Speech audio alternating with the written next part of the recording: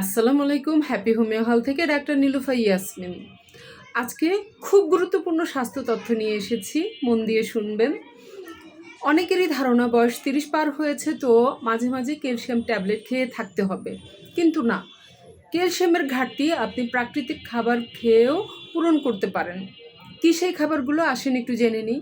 দুধ ও দুগ্ধ জাতীয় খাবার, চিয়া সিড, তিল, তিসি, এগুলো ক্যালসিয়ামের জন্য সুপার ফুড। আপনি আরও খাবেন কাঁচা কলা, সবুজ পেয়ারা। প্রতিদিন খাদ্য তালিকায় কোনো না কোনো মাছ রাখবেন। ছোট মাছ যদি হয় তাহলে কাটা মাথাসহ চিবিয়ে খাবেন। মাংস খেলে হাড় চিবিয়ে খাবেন। প্রতি সপ্তাহে 2 থেকে 3 দিন পরিমিতভাবে লাল মাংস খাবেন।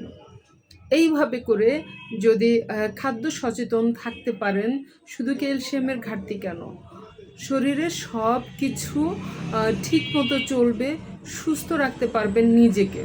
সচেতন হন, নিজেকে সুস্থ রাখুন। ভালো লাগলে অন্যরাও যেন জানতে পারে, লাইক কমেন্ট শেয়ার করবেন। ভালো থাকবেন। আল্লাহ হাফেজ।